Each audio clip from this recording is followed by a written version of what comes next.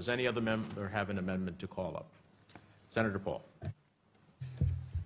Mr. Chairman, our nation is weary of war. We've been at war for over a decade in two main countries, Afghanistan and Iraq. I don't think we're eager to get into another war. I talk to our young men and women who have volunteered to fight in war. I think it's not a good idea to get involved in Syria. I think it's a very murky war with so many different factions that it's hard to know who are our friends, who aren't our friends, who you should arm, who you shouldn't arm.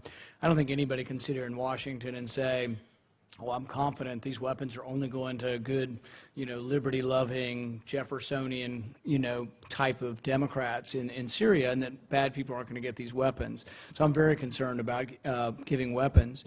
I think also, when you think about the amendment that I'm offering, the First Amendment, it clarifies that the 2001 use of authorization of force does not authorize intervention in Syria. This is stating another way what we are already stating in the bill, that this is not a use of authorization of force. But it goes to the heart of the debate we're going to have, that Senator Corker has talked about having, about the definition of the original use of authorization of force in Afghanistan that's come to mean anything. And I think it's important that we state explicitly what we think it means.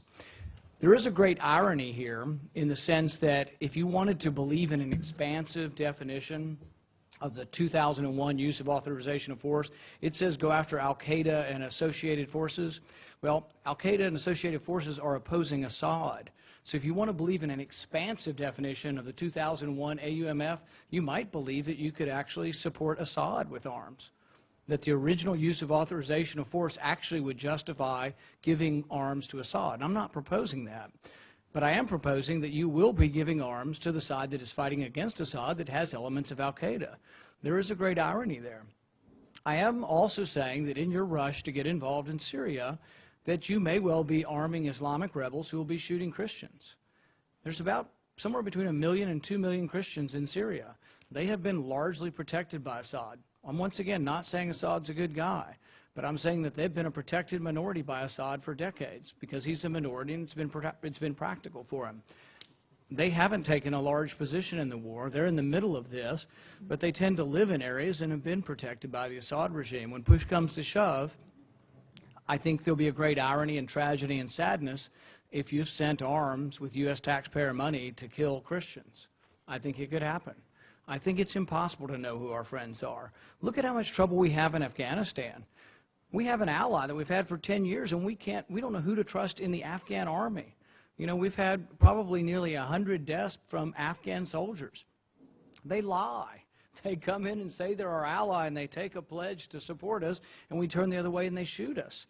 And Syria's a much messier situation, maybe 100 times messier than Afghanistan is. I know everybody here wants to do the right thing, but I think it's a rush to war. Now, people will say, oh, you're not putting troops on the ground. Well, we are going to have capacity building. There is no limitation in this bill on where those troops can do capacity building. I'm assuming it's going to be more in Jordan and other places. But there's no limitation here that the troops, U.S. troops, can't be on the ground in Syria. So this resolution could be arming rebels, who even the Joint Chief of Staff have said it's unclear, and it's increasingly unclear who our friends are, and it's increasingly difficult to determine who our friends are. He says in the last 6 months, it's become harder to determine who our friends are. This is the Joint Chief of Staff, who I would think would be privy to a lot of information and whose opinion and weight should be listened to carefully. So I'm very concerned about arming the rebels. I'm concerned about getting more involved.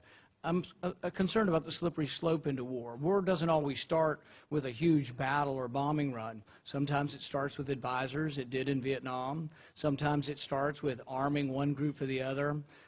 People may remember in Vietnam we had trouble because we didn't like some of the leaders. They were either corrupt or not good enough fighters, and so we got rid of Diem, or we let others get rid of Diem, or we watched over that. But we were always trying to look for better leaders, people who were stronger leaders.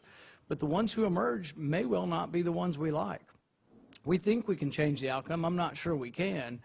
But there will be a great tragedy if American arms fall into al-Nusra and to extremist elements in Syria, and I really regret that. I will vote against the entire bill, but I would like to present mine for a recorded vote, which basically says that the use of authorization of force from 2001 does not authorize intervention in Syria. You've already agreed to have this stated in a different way in the bill, that this bill doesn't do it, But now we're going to say, if you vote for this, that you believe that the use of authorization of force really had a little bit to do with Afghanistan, which I think it was primarily intended to, and that the language does not authorize war and intervention anywhere in the world anytime.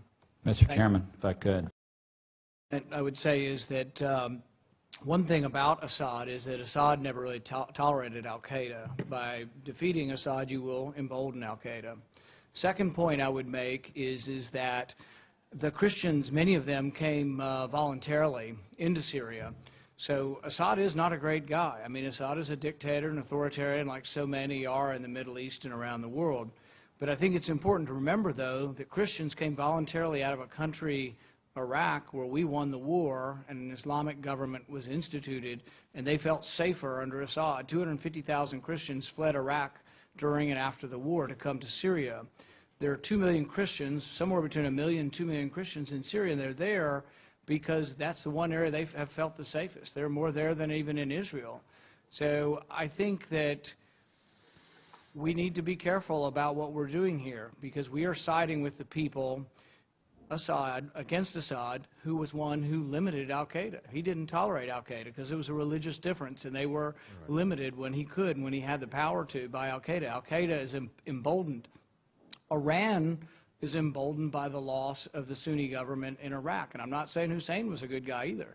But what we're setting up is maybe a situation where what I know you're all well-intentioned, but maybe what occurs out of this is less stability and more free reign for al-Qaeda, and that's my concern. I appreciate the Senator's views. He has been consistent in his views on some of these issues. However, I strongly disagree with him.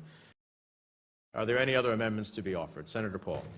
I'll be very brief. This goes one step farther than Senator Udall's amendment, but I think it's an important vote to have, and there may come a time in a few years when people will look back and say, maybe we should or shouldn't have done this, and so this is an important moment. It's hard to look forward into the future. There were many people who voted for the Iraq War who then later regretted it. Will this be that type of vote?